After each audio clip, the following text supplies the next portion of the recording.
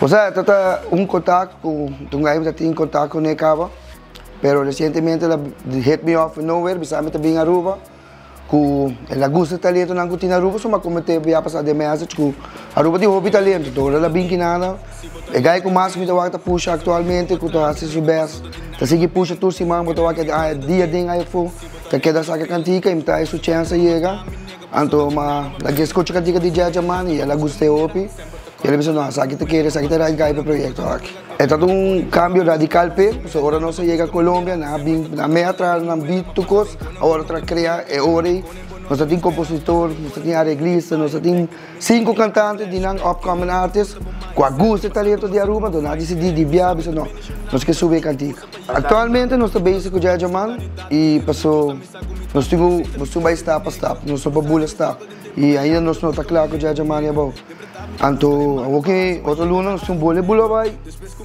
Espero que você vai conosco, 24 horas para acompanhar-nos, para o estreno de canção que eu vou estrenar na Medellín. Sim, nós também que saia aqui, nós também vamos para shot na Aruba, e a Nanta também vai na shot na Bau, juntos nós também combinar para fazer videoclipe, algo que não tem que bom.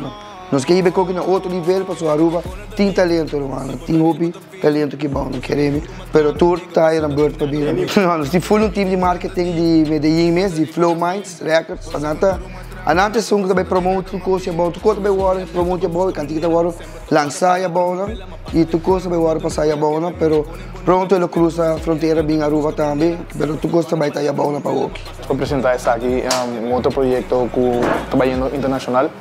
E maneira que Aruba está quieto by the movement e pronto Aruba lá essa aqui projeto nós estamos planejando disso. Não, seguro que se a maneira como que visto que é algo internacional e está trabalhando com upcoming artist também de Colômbia, qual tem uma experiência muito bonita e pronto Aruba lá essa Kiko Jaja Man está planejando disso. Essa aqui é projeto que agora gravar na Colômbia mesmo. Pensei também nós estamos em Colômbia para fazer possível na Colômbia e nós estamos pensando para fazer videoclip combinar Aruba com Colômbia para virar algo internacional. Exacto, mi primer proyecto con los Tabaiti, con los artistas locales. ¿Y cómo escoger artista local combinado con internacional?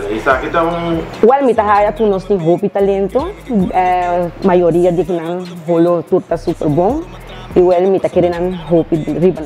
Sé que menos haya más artistas también aprovechar de. Exactamente, pues otro nan con los Tabaiti 13 den, of course. De manera sempre tocar a palavra mi huela, ma passa den con alguno tani huega que reme que con en bono tani espera.